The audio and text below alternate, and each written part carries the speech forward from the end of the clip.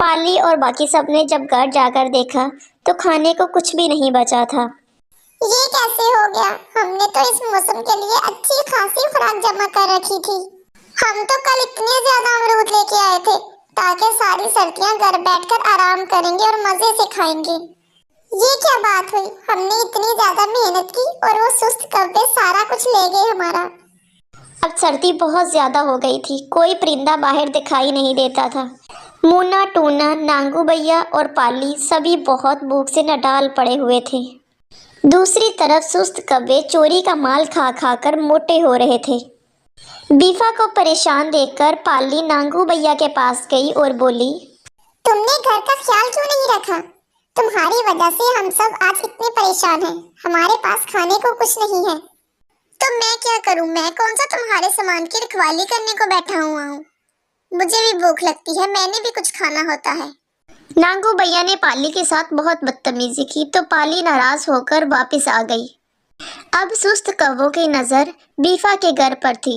इन्होंने अगला इरादा अपना मुन्ना टूना को निशाना बनाने का किया। कव्वे भैया, नांगू भैया तो अब हमारी बातों में आ ही गए हैं।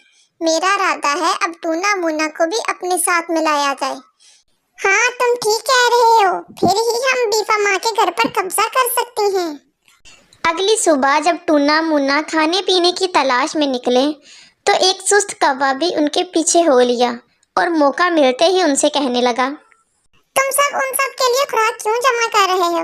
वो तुमसे सीधी मुंह बात नहीं करते और तुम होके उनके लिए खुराक जमा करते फिर रहे हो। खाओ पियो और मौज उड़ाओ, अपना खाओ और अपना कमाओ। तुम कौन होते हो हमें ये बताने वाले? तुम जाओ अपनी राह लो। ये हमारे घर का मामला है, हम खुद ही देख लेंगे। मुन्ना बड़ा सियाना था लेकिन सुस्त कौवा भी बड़ा ढीठ था। वो भी बाज नहीं आया। टूना, तुम तो कुछ अक्लमंद हो, तुम ही मुन्ना को समझाओ। ये कैसी बातें कर रहा है? दूसरों के लिए अपनी जिंदगी बर्बाद मत करो। ये कहकर सुस्त कौवा तो उड़ गया मगर दोनों भाइयों के दिल में पूरी बात का बीज बो गया था। अगली शाम जब सब जमा हुए तो सब खिंचे खिंचे से थे, एक दूसरे से किसी ने भी बात नहीं की। दूसरी तरफ सुस्त कव्वे को बाई ने इनाम के तौर पर बड़ा टुकड़ा अमरूद का दिया और खुद बीफा माँ के घर पर नजरें बिछाकर बैठ गया ताकि उसकी बर्बादी देखे। मुन्ना टूना इसी तरह अंदर ही अंदर जलते रहे और एक दूसरे से कहने लगे, सही कहता था कौवा, कमाते हम हैं और खाते ये सब हैं। लेकिन भाई ये भी तो बात सोचो ना, हमें बीफा माँ ने पाला है, बचपन से इतना बड़ा किया है हमें उसने पाल के, और आज हम उसे छोड़ दें? बीफा माँ का तो ठीक है, लेकिन नांगू भैया और ये पाली ये सब क्यों हमारा खाना खा रहे हैं? कमा के हम लेके आते हैं इतनी मुश्किल से। हाँ, तुम ठीक कहते हो। तो ठीक है, आज से हम अपना कमाएंगे और अपना खाएंगे, अपना घोंसला बनाएंगे और वहीं रहेंगे। हम दोनों भाई एक दूसरे के साथ रहेंगे बस। ठीक है भाई, आज हम अपने घर नहीं जाएंगे, हम अपना नया घर बनाएंगे। इसी तरह उन्होंने फैसला कर लिया कि वो आज से घर वापस नहीं जाएंगे। रात गए तक बीफा माँ ऊंची शाख पर बैठी हुई उनका इंतजार करने लगी, लेकिन टूना मुन्ना दोनों ही वापस ना आए तो वो थकी हारी घोंसले में वापस आ गई। बीफा माँ अपने घोंसले में वापस आई तो पाली गहरी नींद सो रही थी। मेरे घर को किसकी नजर लग गई है? किसकी नजर मेरे घर को खा गई है? सब कुछ बिखर गया है, ना ही खाने पीने को कुछ है और ना ही रहने को यहाँ कोई है। सभी अपने अपने घर चले गए हैं। अगले दिन जब खाने को कुछ ना मिला तो नांगू भैया फिर बड़बड़ाते हुए सुस्त कव्वों के पास जा बैठे और सुस्त कव्वों ने बीफा माँ के घर से चुराए हुए सामान से उसकी खूब आवभगत की। जब नांगू भैया पेट भरकर खा चुका तो वो कहने लगे, छोड़ो बीफा माँ को, उसके पास क्या रखा है? हमारे साथ रहोगे तो अय्याशी करोगे, मुफ्त का खाओगे तुम तो। हाँ, मैं भी यही सोच रहा था कि आज पैगाम भिजवा दूं मैं कि मैं वापस नहीं आऊंगा उस घर में। बेवकूफ नांगू भैया भी बुरी तरह सुस्त कव्वों की बातों में आ चुका था और उसने पाली से कहकर बीफा माँ को पैगाम पहुंचा दिया था। बीफा माँ, आज मुझे नांगू भैया मिले थे। क्या हुआ बेटा, क्या कहता नांगू भैया? बीफा माँ, वो कह रहा था मैं आज से घर वापस नहीं आऊंगा, मैं भूखा रहकर अपनी जान नहीं गंवा सकता, मैं यहीं सुस्त कव्वों के पास रहूंगा और मुफ्त का खाऊंगा।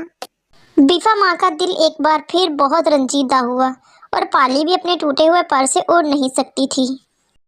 ایک دن پالی اپنے گھونسلے میں بیٹھی رو رہی تھی۔ وہ بہت کمزور ہو چکی تھی اور ٹوٹے ہوئے پر کی وجہ سے اس سے اڑا نہیں جاتا تھا، اور وہ بہت بھوکی تھی، اس لیے کھانے کی تلاش میں کہیں جا بھی نہیں سکتی تھی۔ مونا، ٹونا اور نانگو سب جا چکے تھے اور پالی گھر میں اکیلی پڑی ہوئی تھی، اور سست کوے بھی اپنی چال پر بہت خوش تھے۔ اگلے دن سست کووں کو ایک اور ترکیب سوجی اور انہوں نے نانگو بھیا سے کہا، نانگو بھیا، چیل بہن کے پاس جاؤ اور انہیں ہمارا پیغام پہنچا کے آؤ۔ کوے بھیا، چیل بہن کو کیا کہنا ہے آپ نے؟ اور اسی طرح سست کوے نے نانگو بھیا کو اپنی ساری بات سمجھائی جو اس نے چیل بہن کو جا کے کہنی تھی۔ اور نانگو کوا بڑا ہی بے وقوف تھا جو چیل بہن کے پاس جا رہا تھا، تو راستے میں اسے بیفا ماں ملی اور اس نے کہا، دیکھو نانگو، اپنے لیے تو سارے ہی جیتے ہیں، کبھی دوسروں کے لیے بھی جینا سیکھو نا۔ تم ذرا سوچو، ہمارے گھر میں جو بھی لوگ رہتے تھے سبھی کے ساتھ کوئی نہ کوئی مسئلہ تھا، لیکن ہم سب بہت آسانی سے رہ رہے تھے۔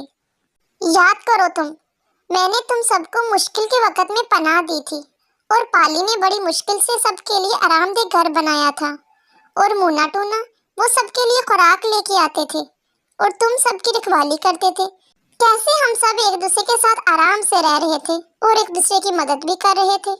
لیکن تم نے نانگو یہ سب کیوں کیا؟ تم دشمنوں کی باتوں میں آ گئے۔ لیکن بیفا ماں، میں کسی کی باتوں میں نہیں آیا، مجھے آپ سب کے ساتھ نہیں رہنا۔ اب میں سست کووں کے ساتھ ہی رہوں گا اور انہی کے ساتھ کھاؤں گا۔ نانگو کی باتوں سے بیفا ماں کا دل بری طرح ٹوٹ چکا تھا۔ وہ اپنی دوست رتی خالہ کی طرف آ گئی۔ رتی خالہ بھی بیمار تھی، اس لیے اس نے رات اسے وہیں روک لیا۔ اگلی صبح جب بیفا ماں گھر واپس گئی تو اس نے دیکھا کہ چیل پالی کو کھا چکی ہے، اور سست کوے اس کے گھر پر قبضہ کر چکے ہیں، اور نانگو کوا بھی انہی کے ساتھ ہے۔ بیفا ماں تو غمزدہ سی ہو کر رتی خالہ کے پاس آ گئی، اور سست کوے بھی کھا کھا کر اتنا موٹا ہو چکے تھے کہ ان سے اڑا بھی نہیں جا رہا تھا۔ اور نانگو کوا ان سب کو دیکھ کر پیچھو تاپ کھاتا رہتا، لیکن اب کیا کر سکتا تھا۔ لیکن اسے ایک دن ایک ترکیب سوجی، اور وہ چیل بہن کے پاس گیا اور اسے کچھ کہا۔ آدھی رات کو شور مچا تو نانگو کوا پہلے ہی سے جاگ کر دیکھ رہا تھا کہ چیل نے بڑے مزے سے کووں کی دعوت اڑائی ہے، اور وہ آرام سے بیٹھا دیکھتا رہا۔ اسی چالاکی سے اس نے اپنا گھر خالی کروایا اور بیفا ماں کو اپنے گھر واپس لے آیا۔ بیفا ماں تو گھر واپس آ گئی، لیکن مونا، ٹونا اور پالی نے تو گھر واپس نہیں آنا تھا نا۔ اب نانگو کوا ہر وقت بیفا ماں سے اپنی غلطی کی معافی مانگتا رہتا، لیکن اس سے کیا ہونا تھا۔ تو دوستو، اگر آپ کو کہانی پسند آئی ہے تو مہربانی کر کے اس کو لائک کر دیں، شیئر کر دیں اور ہمارے چینل کو سبسکرائب کر لیں تاکہ آنے والی ہر ویڈیو آپ کو مل سکے۔ شکریہ۔